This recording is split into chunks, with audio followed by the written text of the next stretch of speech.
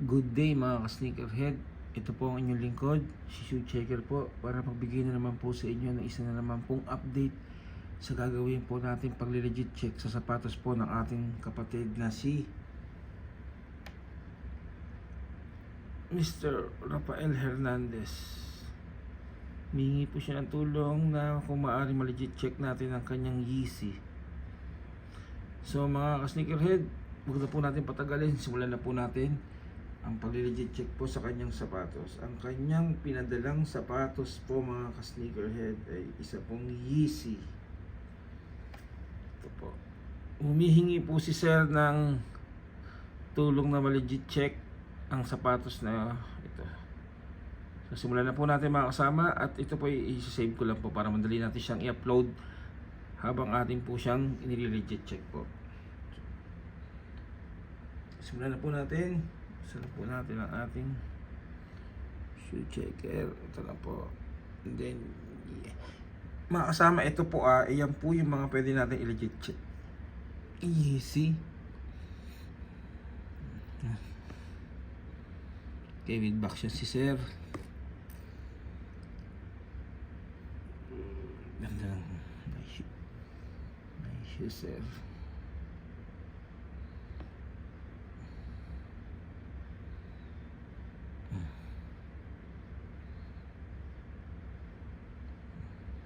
Tingin lang natin mga kasama.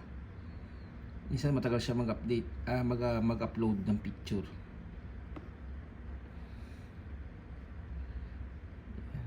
Kasama.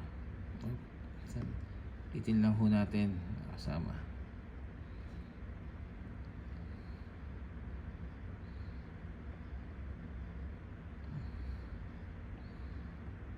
Nice shoe, Sir Rafael. Ito.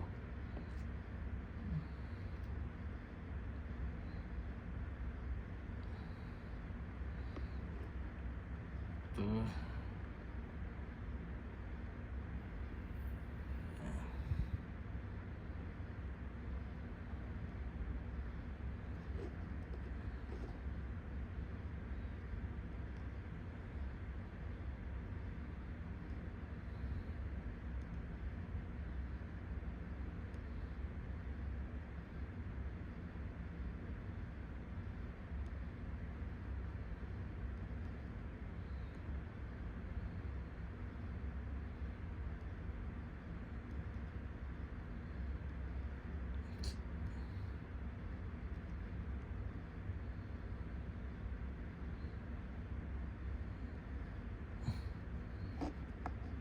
Submit na natin mga kasama.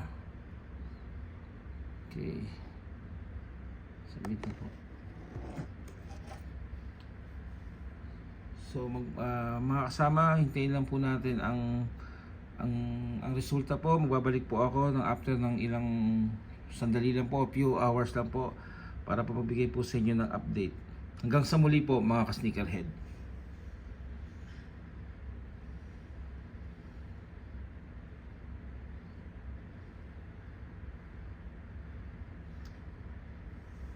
Welcome back mga ka-sneakerhead. Ito po ang inyong lingkod uli, si Shoe Checker po, para po mag-update naman po sa resulta po ng ating ginawang pag-legit check po sa sapatos po ni Sir Rafael Hernandez para po sa kanyang Yeezy. So bago ko po ibigay sa inyo ang ang resulta po ng ating ginawang pag-legit check sa sapatos po ni Sir Rafael, mga ka-sneakerhead, huwag niyo po kakalimutang mag-like at mag-subscribe po sa ating YouTube channel para po updated po kayo sa mga bidyong akin pong ginagawa para po sa mga nagpapa-LC po sa akin.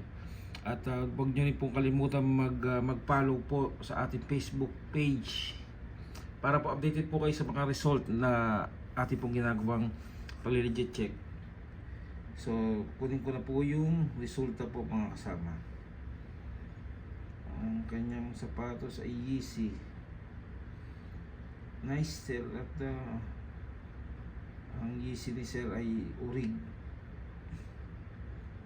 Natutuwa kasi ako mga ka-sneakerhead pag ang mga kasama natin ay nagpapa-legit check sa atin. Na-appreciate ko po. Parang salamat sa suporta sa ating ginawang pag-legit check. Ito na po ang ating resulta ay congratulations po Sir Rafael dahil po legit po ang inyong sapatos. Legit po ang sapatos na inyo pong pinapalegit check po sa akin. Sir, kung ito yung sapatos po ninyo na balak po ninyong bilhin o balak nyo pong ibenta, ay napakaganda po na sapatos na to at safe pa po at legit po siya. Hindi na po, wala na pong tanong po. Kaya tama po ang ginawa nyo sir na bago nyo ibenta or bilhin or pag-aaring nyo, kung ito man yung pag-aaring nyo na po sir, is congratulations po sir. Wala pong duda na legit po ang inyong sapatos po. Lagi nyo pong tatandaan mga ka-sneakerhead, bago kayo magbenta ng sapatos, bago kayo bumili, hingin nyo po ang lalo na po itong Yeezy po, nagkalat po ang peke nito, kaya mag-iingat po kayo. May mga na ako na peke at natutuwa ako isa si sir sa mga legit check na nagpa-check sa akin na ang sapatos na Yeezy niya ay legit. Tandaan niyo po mga ka-sneakerhead, bago po sana kayo magpa-legit check sa tao or i-legit check niyo yung tao, siguraduhin po ninyo nakilala po ninyo siya. Okay, huwag po kayo basta-basta nag-legit check po. Kasi po meron na po ako niya na ni-legit check. Sinabi po sa site na L, up, legit. Pero nung pinalegit check po sa akin, hindi ko na lang po babanggitin kung sino po. Nung pinalegit check niya po sa akin, is lumalabas po, hindi po pass. Kaya kaya sinadjust ko doon kay sir na burahin na lang niya yung post niya na yun. Baguhin na lang niya. 'Di ba? Binura niya na po. Nakinig naman sa akin si sir. Hindi ko na babanggitin kung saan site tsaka anong pangalan. Kasi hindi naman natin alam kung ano yun.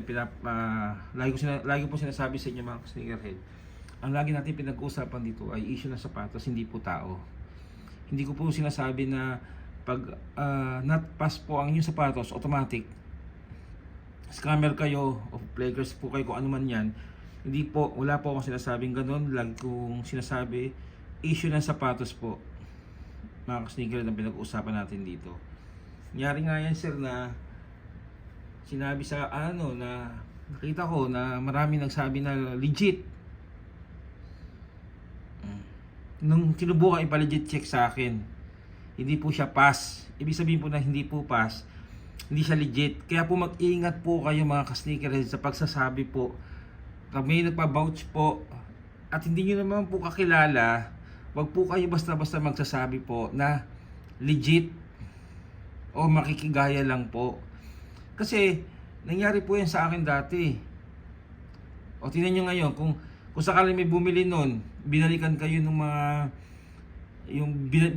binalikan nyo malasabi na legit, sigurado po magtatago kayo, hindi kayo magpapakita eh. Sample po yun sa sinabi ko dun sa totoo po ito nangyari. Ayoko na lang pong banggitin kung sino po. Kasi hindi naman natin alam kung pinalegit check niya lang sa akin yung sapatos, balak niya atang bilhin. Mingi ng tulong. Not pass. Ano ngayon ang mangyari dun sa mga tao nagsabing legit? Diba? Di kung nabili ni sir yun, hindi niya pinalegit siya sa akin yun, scam na agad yun mga ka-sneakerhead.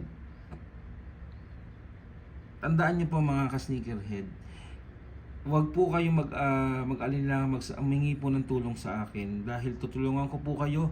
Libre po ang ating pag-legit check po. Wala po itong bayad. Only po ang papalegit check po sa akin. Kahit ilang beses pa po yan, 10 man yan o buong collection nyo po i-legit check natin, kahit na pag binenta at na duda pa rin siya doon sa resulta at pinalegit check sa akin, di-legit check po ulit natin. Wala po akong pinipili. Kahit saan galing po yung sapatos po yan, binigay man yan, nabili nyo yan sa ukay-ukay, wala po akong pinipili. Pantay-pantay po lahat po. lahat po ini-entertain ko po mga ka-sneakerhead. Hindi para po wala tayong racist ginagawang racist po dito. Pag sinabi po na ukay-ukay, hindi po ako nagbibigay po ng opinion ko. Kasi legit check na po ako na ukay po na legit. Kaya hanggang sa muli po mga ka-sneakerhead, lagi po tayong mag-iingat sa ating pong mga pagko-comment. At kung may tanong po kayo, mag-comment na lang po kayo sa video na to at sasagutin ko po yan. Maraming salamat po mga ka-sneakerhead. Ugaliin po ninyo lagi magpapalegit check po para iwas scam po tayo. Hanggang sa muli po, maraming salamat po. Mag-ingat po kayo parati.